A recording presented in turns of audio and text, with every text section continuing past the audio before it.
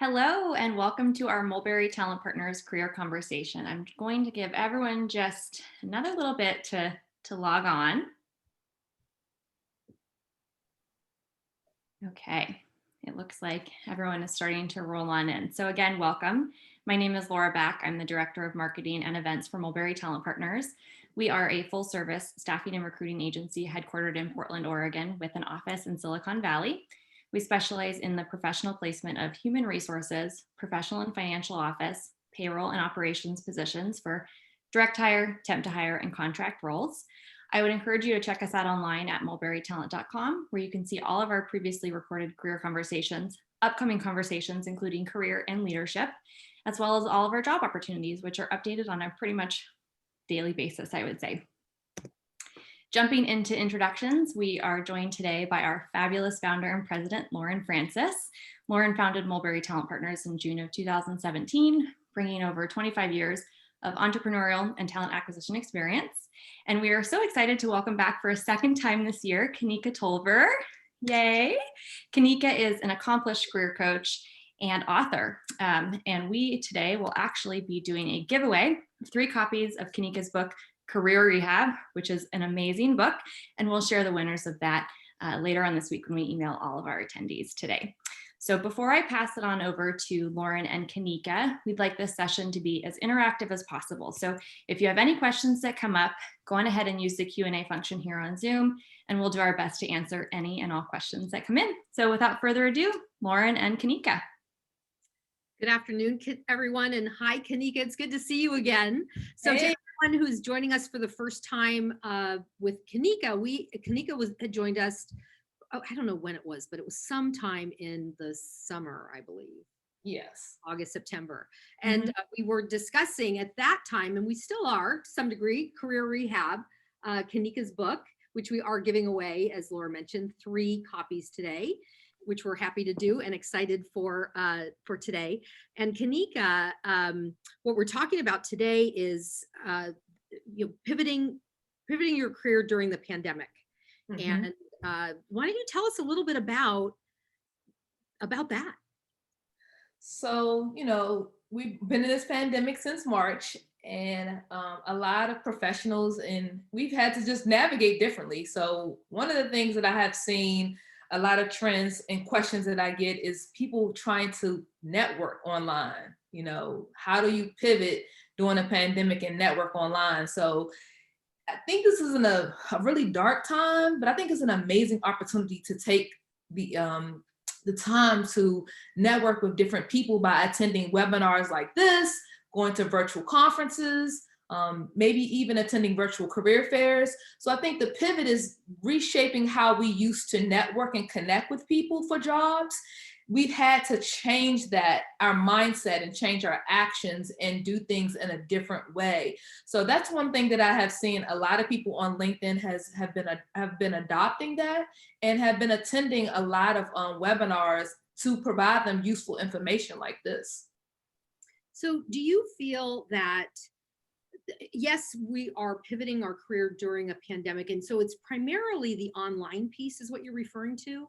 I think the online piece was difficult for some people because people were used to going to face-to-face job fairs. They were used to going to face-to-face conferences where they could meet hiring managers and recruiters and HR professionals. But now you have to do all of this online, and you have to, do video interviews. You have to network online. You even have to figure out how to even pitch and introduce yourself to recruiters and hiring managers online if you find an opportunity that's a good fit. So I think not having that face-to-face interaction, people had to really reshape their communication strategy.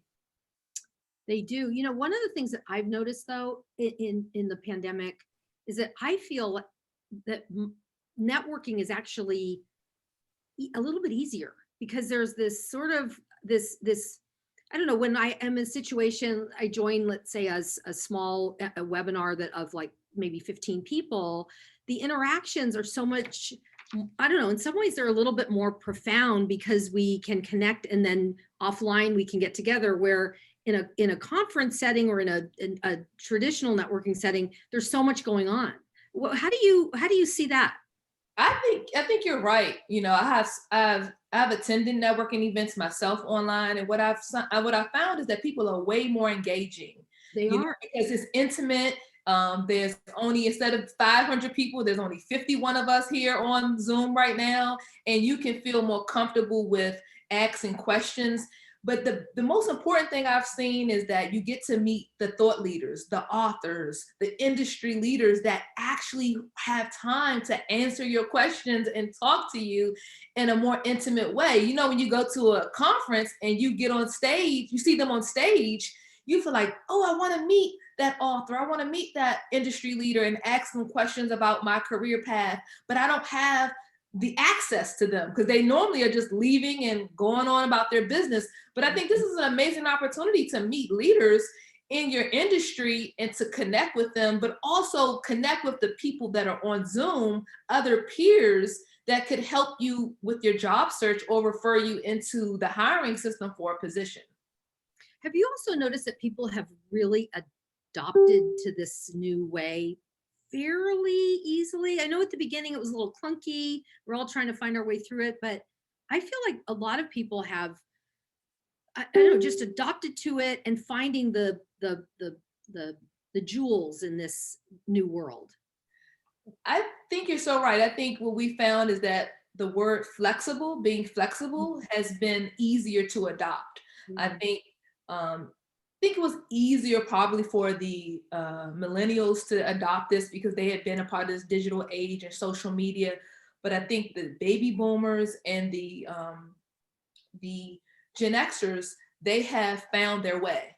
They have really found their way because they're doing Zoom virtual learning with their children. They're doing they're doing work at home for their job. So I think getting to adopt the technologies was the rough patch in the beginning.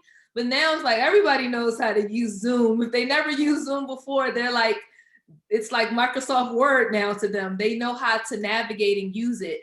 I think the great part about it is that this may be the future of work. It, I think you're It on something. Yeah. Well, I was going to ask you specifically for the viewers today. You know, a career pivot. So there's a career pivot, and then there's just job searching, right? Mhm. So what should they be learning new skills, expanding their network? Let's just talk about pivot for a second. How what can they be doing to make a difference for themselves? And do you have an example of a career pivot that you can share? Sure. Yeah. So some of the things, pivot means to move in a different way, move in a different direction. So right now, I think it's important for people to take this time that they're not being able to go places that they normally would go to learn new skill sets. To learn new skill sets, meaning go online and earn a new certification, take virtual classes. If your job has a training budget, see if you can take some virtual learning.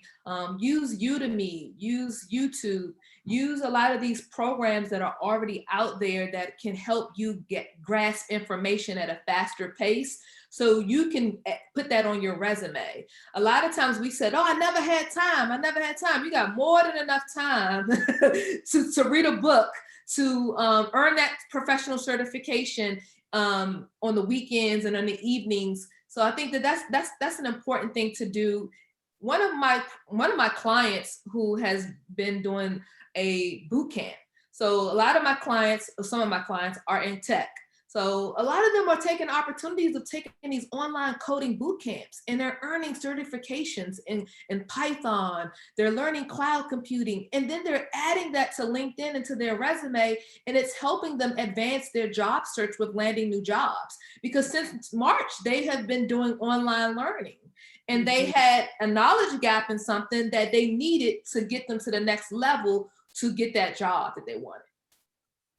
That is so helpful. Now, on their LinkedIn, where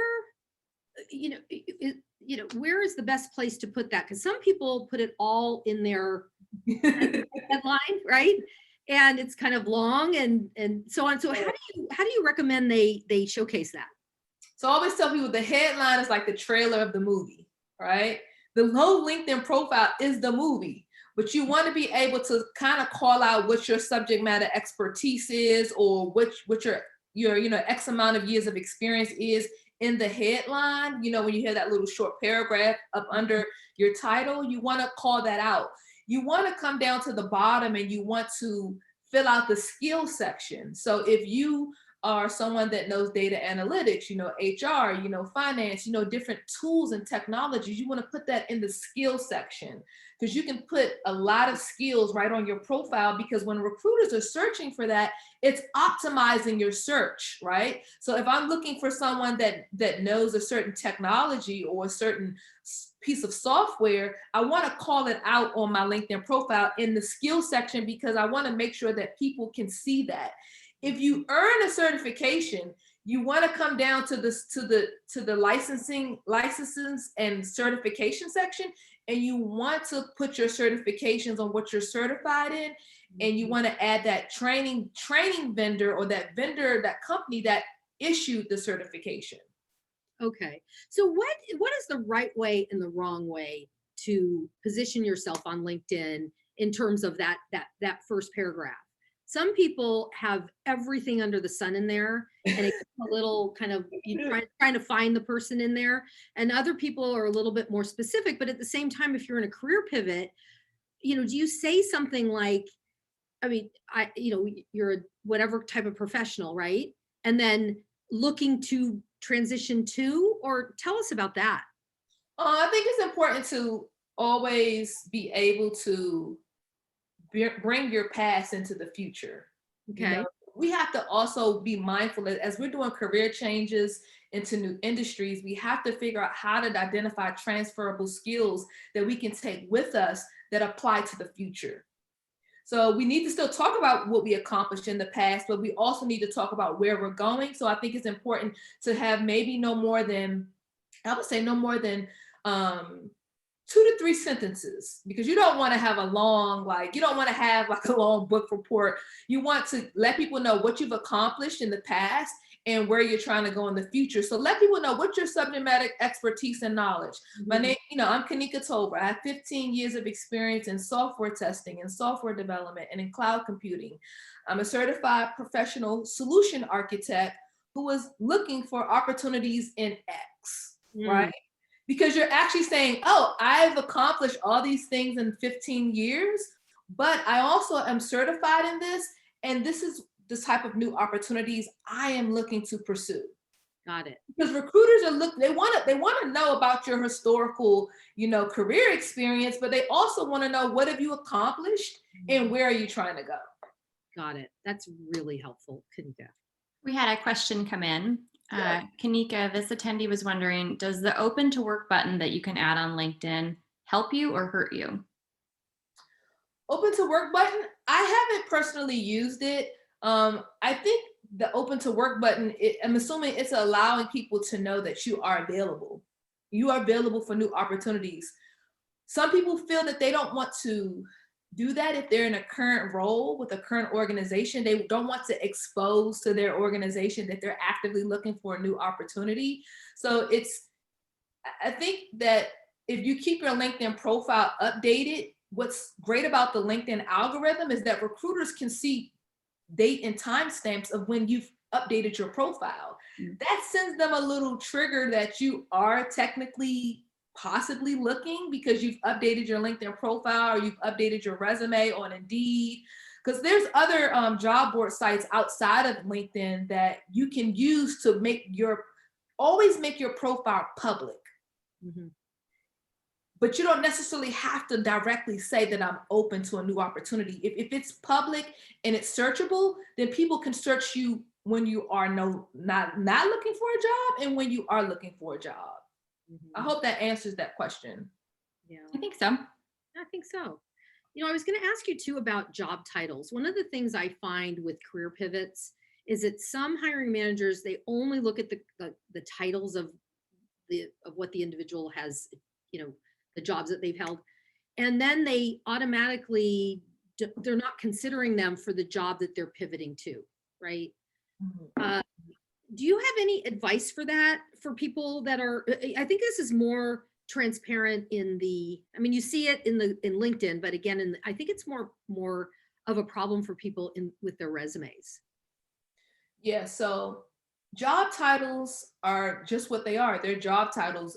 I think what's important is making sure that the bullets up under that job title identify with the pivot, Hmm. because um, there are people that are going to look at the job titles, but then that last role that you're in, most likely the recruiter or the hiring manager is going to at least read the last two roles, the current role and the role up under it. So if you could rewrite your resume or update your resume with identifying the things that you want to accomplish in the pivot. So if I am in a current role and I'm looking for a new job that's outside of that industry, I need to pull down that vacancy announcement and I need to massage my resume, and I need to make sure that my resume is a one-to-one match with the things that is in the new career change. I can't keep talking about the past Right. when I'm trying to make the pivot. So the pivot is in the skills section, because they're looking for qualifications of what type of tools and technologies do you know. Hmm. And if you don't know those tools and technology, and you only know the tools and technology that was in your past career, then those are things that's going to hurt you. But make sure that you are adding a couple of new bullets on your resume that identify with the career change, even though the job title is not a one-to-one match. Okay. Do you have, I don't know, one of the things I've seen lately is that people are not responding, or job applicants are not responding to postings as much as they were. I mean, it's down considerably. All of the staffing partners I work with are experiencing the same thing. And most of our efforts when we're sourcing for positions are LinkedIn passive sourcing. And so why do you think that is? Do you have any thoughts about that? So you said staffing agencies are seeing a downward spiral on people responding to their emails that they're sending applicants. I mean, I'm not sure. So a company or a staffing agency like ours will post a Mhm. position. So Okay. we want applicants to see the job and apply, Okay. but they're not applying. It's down probably 75% from what Oh, it wow. really So is. jobs are being posted and people are not applying That's right. during this bad economy and job market. And Right. I think there's a big possibility that some people probably are, maybe I don't know why, because that's weird, because I would think that most people would be applying to jobs that are being posted on LinkedIn. Um, Maybe people are too deep into what's going on in their personal life. I mean, we have to give professionals some grace here. I think that's another thing, is that the psychological effect of what's going on in professionals' mindsets right now is very detrimental to people's mental health and their anxiety and their depression, and then they're having to deal with their kids. I don't think people have actually enough time to do job searching and to apply to jobs. I don't think people have, they want a new job, but I don't think people have enough bandwidth and enough time to sit and apply to jobs the way that they did when things were normal. Mhm. So I really don't know the answer to that question. I think a job search strategy should never die out. I think you should always be executing your job search strategy in some way. I think maybe some people are relying on internal referrals, going back to the networking. Maybe people are focusing on leaning into the people that they know, and are asking them to refer them into the internal system. Yeah, we're seeing that most of our efforts are for passive, and so I think the LinkedIn profile and some of the things you talked about earlier make a huge difference, particularly when people like myself will be able to select what we're looking for, if they're open to work, if they're open to remote, if they have certain skill sets. And so I agree with you that that the LinkedIn profile needs to be up to date and continuing to expand on their skills. Laura, do we have another question? Yeah, so we had a few things. One attendee said that they're personally not responding to posts because they feel like it's likely got a lot of response already, and so they feel like they don't have a chance in doing it. So there's kind of another perspective. That's a very good point. So one thing with the jobs being posted on LinkedIn, LinkedIn's algorithm, it shows you how many days it's been posted. It shows you whether you are a good match by your skill sets. and it basically, it'll show you, how many applicants applied and how many skill sets do I have that are one-to-one match within the job announcement.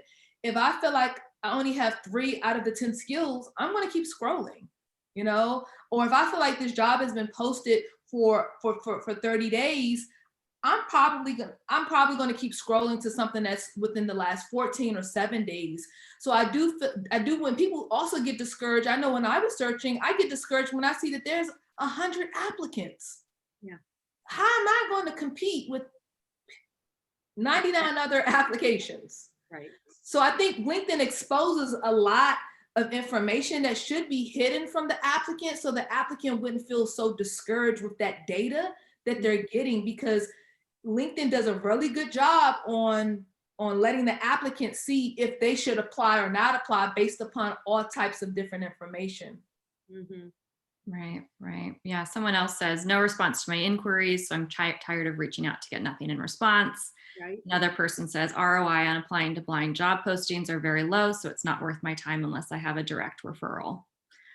So the direct referral is very important. One thing that I just coached somebody yesterday on is start helping the recruiter do their job.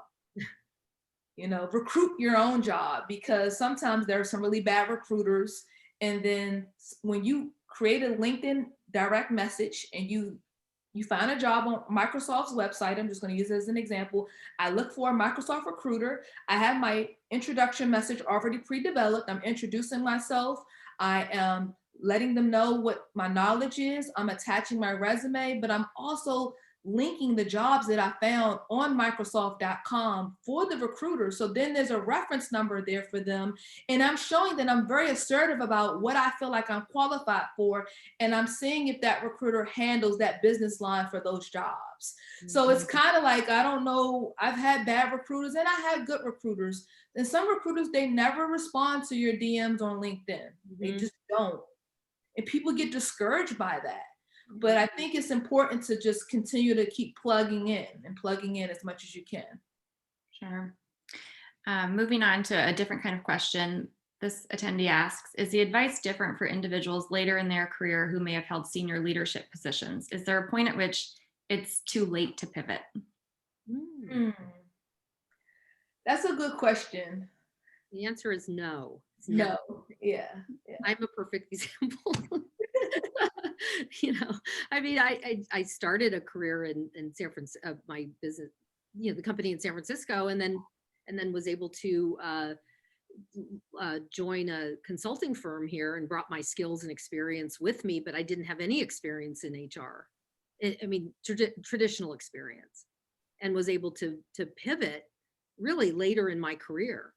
And so I definitely think it is. I think the best advice I have for people that are trying to make these transitions, there's a couple things. One is there are good recruiters and not so good recruiters. We all know that. And that's like that in any industry.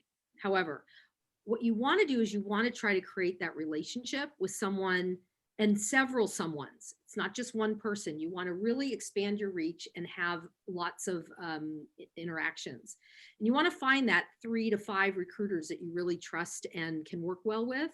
That makes a difference, because one of the things that I found with career pivots is that if people are open to temporary opportunities, that's the best way to pivot your career. That's one of the great ways to do it, because then you can bring your skills and experience and add value from that, and then pivot within that temporary role, right? And then you start to build that. So it's like building blocks, right? And so that makes a big difference. And to be open to opportunities. I always tell people the answer is yes. Meaning, are you interested in this temporary opportunity? And the people that say yes, again, everything has to line up for you. If it's you have to work 100% remote due to your circumstances, then stay with what you need to do. At the same time, people tend to think, oh gosh, well, I don't have this, that, or the other thing. Well, let's talk about what you do have. Let's talk about what you bring, and maybe show some different ways within your career history that you've been able to pivot and grow. And so I think a lot of people are focused on what I don't have instead of what they do have and what they do bring.